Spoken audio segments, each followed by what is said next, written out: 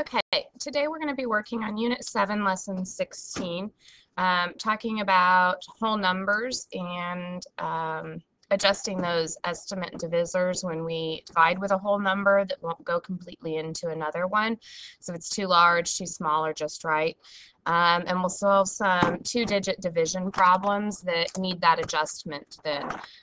So again, you can use any method that you choose, the digit by digit or expanded notation. We'll talk about the estimation as well. Okay, again, there are two ways that you could easily divide 5,185 by 85. Okay, we can estimate, 85 is close to 90 and thinking about how that works and dividing it in. Okay, with digit by digit, right? I think this is kind of the standard rounding procedure, thinking about 85 as 90 and then estimating that that digit is too small. When we multiply and subtract, the result could end up being larger, and then that tells us that it's too small. So this 93 tells us that we didn't go large enough with this 5 here, and we need to try again. Okay, so probably a 6 instead. Okay, and again, same thing with this. When we get that 10 up there, it tells us that we just didn't go far enough. So we could subtract out another 850 because we're doing 850 times 10. So we can continue solving, but on this one we should try 6, right? And on this one we need to bump it up, okay, to more than 10, okay? So when we estimate with a number that's too big, we overestimate. We have to erase and change that number, right? We have to make it smaller. When we estimate with a number that's too small, we underestimate. Do we have to erase? Well, no, you don't have to erase. If you did the digit by digit method, you would have to erase, right? You would just need to erase that 5 and start over, but not with the expanded notation. With expanded notation, you can keep building on that number. Okay, and if there are two numbers in the tens place or in the ones place, you can just add them together at the end. Okay, so I pretty much have given you that answer, and you can rewind as much as you need to listen to it again so that you can make sure you have that written down to discuss in class. Okay, go ahead and rewind if you need to, otherwise keep on going if you can write and explain that answer. We're going to look at these next few problems. We're going to solve with division, and we may adjust as we think about our estimations. So 56 is the number we're looking at here, and 56 clearly doesn't go into 40. Okay, so I noticed that the last time I was looking at people's homeworks in class that we were having some issues with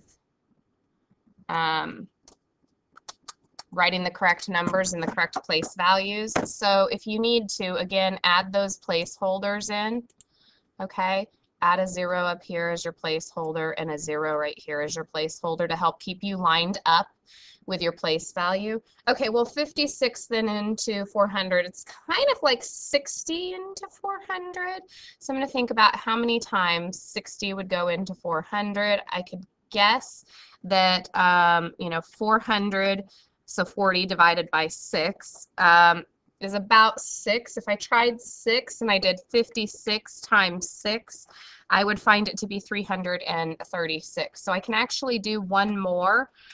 So 56 times 7, which is 392. And then I'm going to subtract out. Okay, 392 subtract out 111. Okay, so I'm good. Now I'm going to bring down that 2. So now I'm talking 212. Hopefully you're seeing if I kind of round 50 to 56 to 50, and then I think about 112 as 100, I could see that it would go twice. And actually 2 times 56 is 112, so I'm done. Okay, so it's just kind of using that estimation to help us try and figure out where to go next. Okay, so let's look at the next one, 77, which is close to 80, into 480-ish. Okay, if I know my sevens, right, 7 times 8 gets me 56.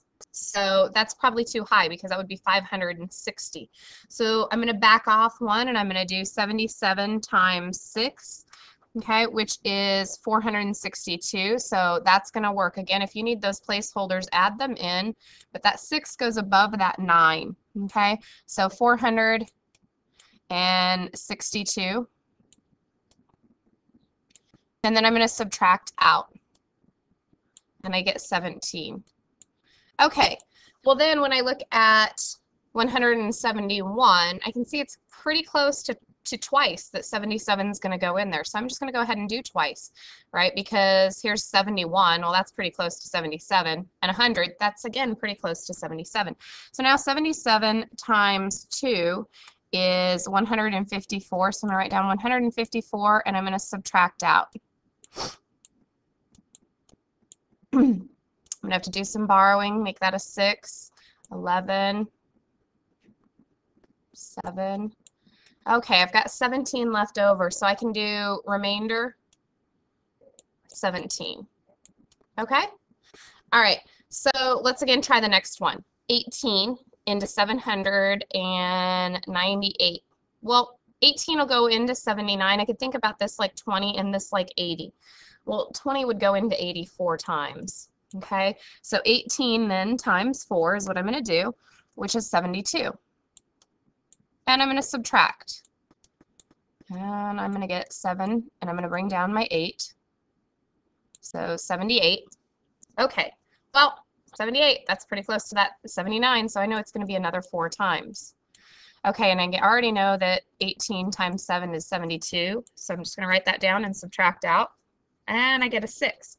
So I have a remainder of 6. And again, you could turn that remainder into 6/18 and then simplify that fraction down. You could turn the remainder into a decimal. Right now we're going to leave it as a remainder. All right, so on the next section, we're just thinking about what the divisor would be most likely to lead to an estimate that is wrong, okay? So we're just thinking about what would make this definitely clearly wrong, but could seem correct. So in this first one, if I thought about 40 and rounding that to 40 and thinking about that the 258 is what I'm going into, I could do 6 because 41 times 6 is 246. Okay, and then I can subtract out.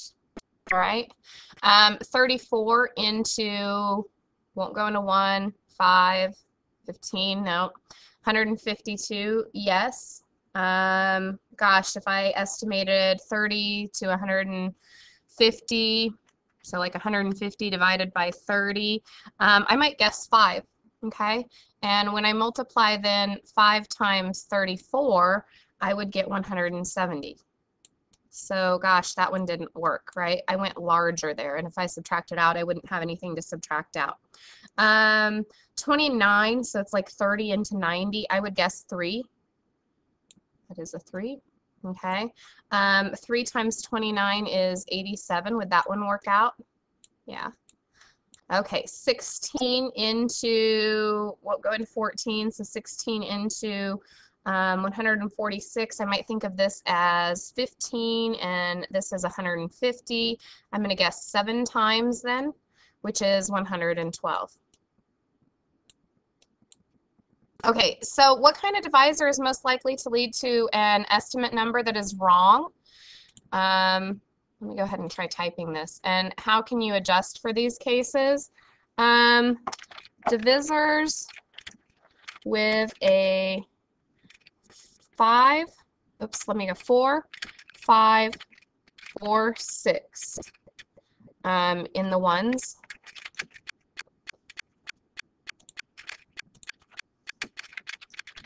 You want to add 1 to the quotient for the answer, right? Because you're going to end up a little bit off otherwise. Okay, so you're going to want to add 1 to that answer part. If you overestimate the divisor, okay, or subtract 1 if you underestimate.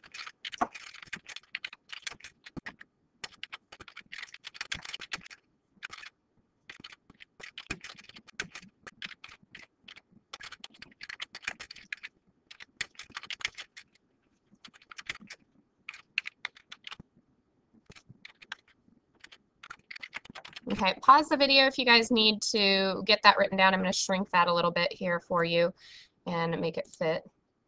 Okay, but if you guys need to pause the video so you can write that down, please do so.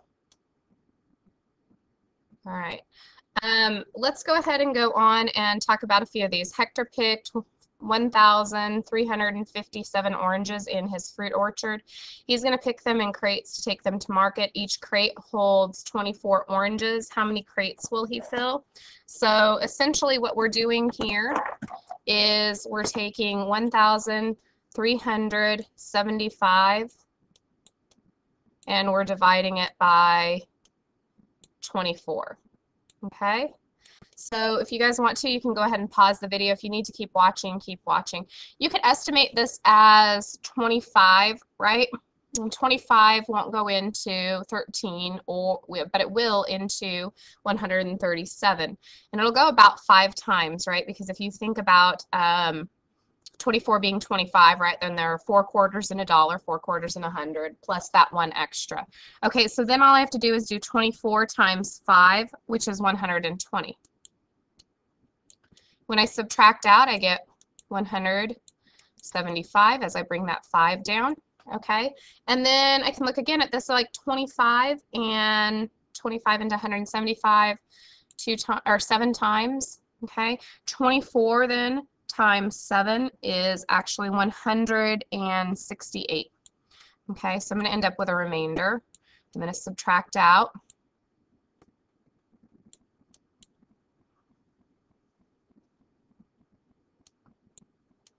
Get 7.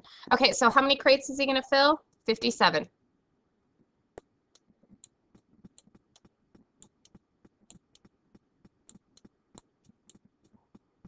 How many oranges are going to be left over, guys? 7. That was the remainder. 7 oranges. That was a very sloppy oranges. Sorry about that. Okay, let's look at a couple more, at least one more here. The skateboards at the Speed Demon shop sell for $75 or $76 each. This week, the shop owner sold $5,396 worth of skateboards. How many skateboards were sold? So again, we're going to just divide. Okay, we're going to take 5,396 and divide it by 76. Well, 76 won't go into 5, won't go into 53, will go into 593. And I'm going to estimate again. I'm going to think, well, this is about 80 and this is about 540. Gosh, 8 to get into 540, maybe about 7 times. I'm going to try a 7 because I know 7 times 8 is 56, so that's pretty close, and since I've overestimated, I'm going to see if that works. So then 76 times 7 is actually 532. Gosh, I got really close there with my estimation. 532. Okay, so subtract, I get 76. 1. So how many skateboards were sold? 71 skateboards.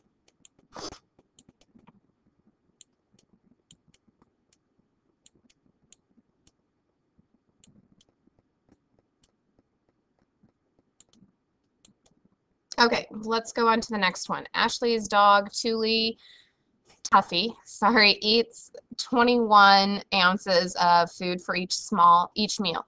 Ashley has 1,620 ounces of food in the house. How many meals will there be, and how much will there be left over? So again, we're going to divide 1,620 by 21. Okay, go ahead and pause the video and work this out. Use estimation. Think about this like 20 into 162. Okay, welcome back. Hopefully when you think about 20 into 162, you think about the number 7, because 20 times 7 would be 140. So 21 times 7, 147. And then subtract out. Okay, 162 minus 147 is 15. Bring my 0 down. And again, thinking about 21 like it's 20 and doing 150 but divided by 20 basically, which I know is going to be that 7 again because I got really close here with that 147. Okay, and then I'm going to subtract out again. I'm going to get 3. Okay, so how many meals will they have? 77 meals. 77 meals.